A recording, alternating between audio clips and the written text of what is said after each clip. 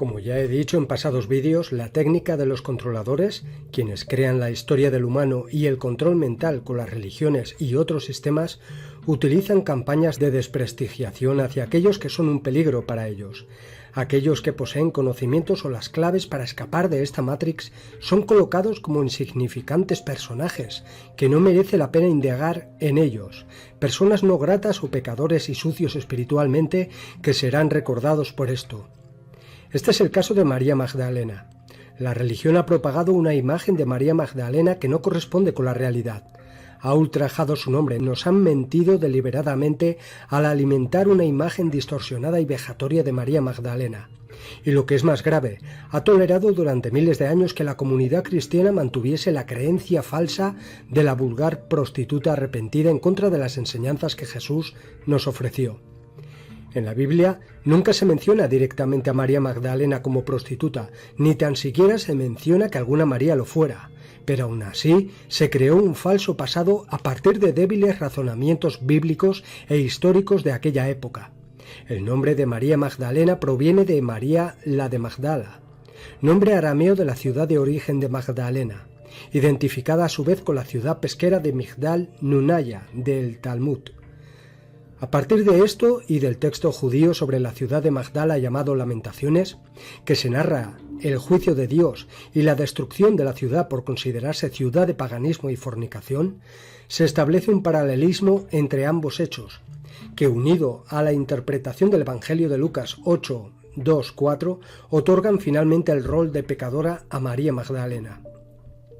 De hecho, la existencia de burdeles por todo el Mediterráneo estaba contrastada, y Galilea no debía ser ninguna excepción, pero de ahí a otorgar tal rol a María por considerarse que al vivir en aquel lugar pudo ejercer la prostitución, no deja de ser una suposición injuriosa. A partir del Evangelio de Lucas 8, 1, 4, el Papa Gregorio I realiza una proclamación en la Basílica de San Clemente en el siglo VI, manifestando que los 7 demonios que poseyeron a María representaban todos los pecados del hombre, entre ellos la fornicación. Se dice lo siguiente: Aconteció después que Jesús iba por todas las ciudades y aldeas, predicando y anunciando el Evangelio del reino de Dios, y los 12 con él, y algunas mujeres que habían sido sanadas de espíritus malignos y de enfermedades, María, que se llamaba Magdalena, de la que habían salido 7 demonios. Igualmente, otro evangelio utilizado para dar veracidad a esto es el Evangelio de Lucas 7, 36, 50, en el que se hace referencia únicamente a una María pecadora, atribuyéndole sin más este pasaje a María Magdalena, y sin ninguna referencia bíblica e histórica se decidió que tal pecado no fuese otro que la prostitución, y pone lo siguiente: Uno de los fariseos rogó a Jesús que comiese con él, y habiendo entrado en casa del fariseo se sentó a la mesa. Entonces una mujer de la ciudad, que era pecadora, al saber que Jesús estaba en la mesa, en casa del fariseo, trajo un frasco de alabastro con perfume, y estando detrás de él a sus pies llorando, comenzó a regar con lágrimas sus pies, y los enjuagaba con sus cabellos, y besaba sus pies y los ungía con el perfume. Cuando vio esto el fariseo que le había convidado, dijo para sí: si fuera profeta, conocería quién y qué clase de mujer es la que le toca, que es pecadora.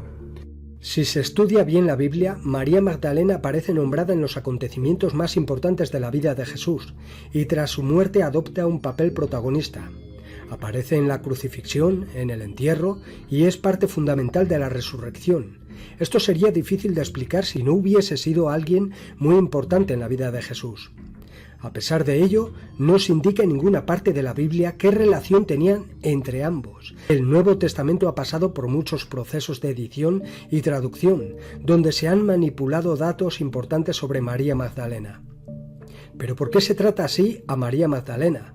¿Por qué la han borrado de las Escrituras y han modificado su verdadera historia? Pues bien, en los textos apócrifos se deja entrever que María no era una seguidora más de Jesús, sino que había una relación mucho más cercana. Además, era a quien Jesús le confesaría enseñanzas más profundas. Esto la convertía en un peligro tanto para quienes perseguían a Jesús como para la corporación en general. Además de portar un conocimiento capaz de derrotar a quienes controlan el planeta realmente, llevaba en su interior la semilla de Jesús, un ser clave en la expansión del linaje capaz de destruir el control del planeta. Llevando María el ADN de dicho linaje haría que se expandiera por toda la humanidad y era un peligro. Así que tiempo después de la crucifixión tuvo que escapar de Galilea y, según algunos investigadores, se refugió en Europa, al sur de Francia. Leyendas cuentan que María Magdalena salió de su tierra y llegó a la costa del sur de Francia. La barca en que salió, se dice, no tenía ni remos ni timón.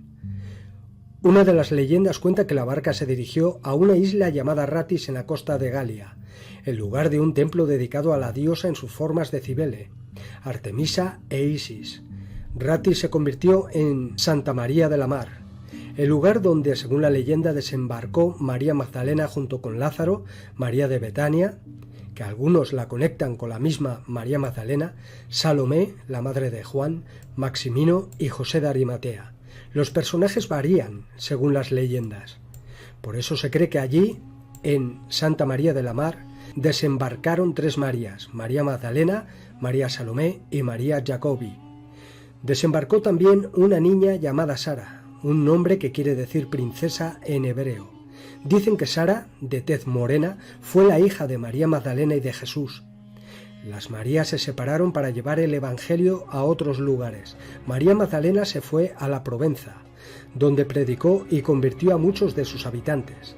Estos cristianos se convirtieron en los cátaros, las víctimas de la primera cruzada debido a sus creencias religiosas que la Iglesia consideraba como una herejía. La herejía era su creencia en que María Magdalena era la esposa de Jesús. Según la leyenda francesa de la leyenda dorada, María Magdalena conoció a un príncipe y a su esposa, quienes al principio se resistieron a convertirse. Cuando María Magdalena efectuó el milagro de revivir a la princesa y a su hijo, cuando ya se les había dado por muertos, ambos nobles se convirtieron, lo que ayudó a que toda la población del área siguiera su ejemplo. María Magdalena pasó sus últimos 30 años de vida retirada en una cueva donde pasaba sus días meditando y rezando. Todos los días los ángeles la llevaban al cielo para alimentarla y en el momento de su muerte la llevaron al cielo. Esta cueva también se ha relacionado al antiguo culto de la diosa en Europa. Cuando llegó la hora de su muerte, María Magdalena llamó a San Maximino y tuvo una muerte gloriosa en su presencia. En la cripta de la Basílica de Santa María Magdalena de Schönbaume se encuentra un sarcófago y un relicario con sus restos. Se dice que las otras 2 Marías se quedaron en Santa María de la Mar, junto con Sara, que se convertiría en la santa patrona de la ciudad. Debido a estas leyendas y a las creencias de los antiguos cristianos de la zona, en el sur de Francia existen muchas iglesias que hacen referencia a María Magdalena a través del arte que guardan en sus muros. Existen más historias acerca de la vida de María Magdalena después de la muerte de Jesús. Una relata que fue a Éfeso y otra que se fue con José de Arimatea a Inglaterra.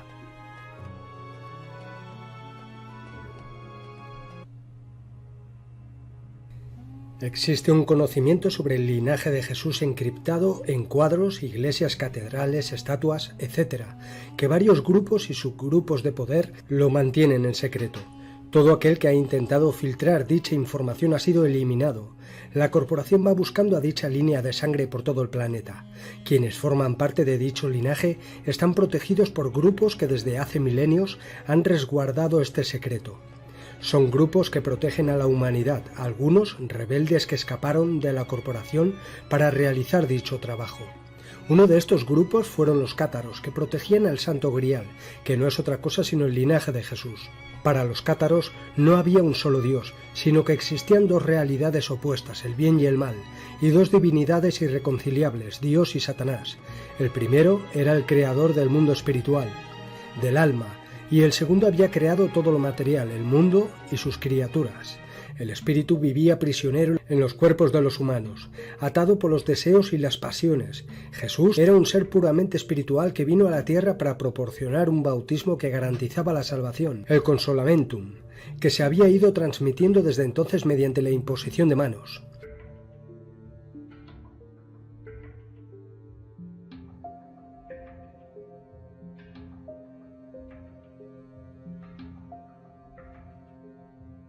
Era el único sacramento que admitían los cátaros y lo administraban los miembros más puros de la comunidad, los bons homes, a quienes la Iglesia católica llamó perfectos en son de burla. Los cátaros sabían la verdad sobre la realidad del planeta y las entidades que lo controlan. Por eso los eliminaron, al igual que hicieron con los gnósticos. Todos estos mensajes los dieron de una manera encriptada, de una manera secreta. Solamente aquel que sabe ver los mensajes encriptados sabrá y conocerá la verdad. La descubrirá por él mismo.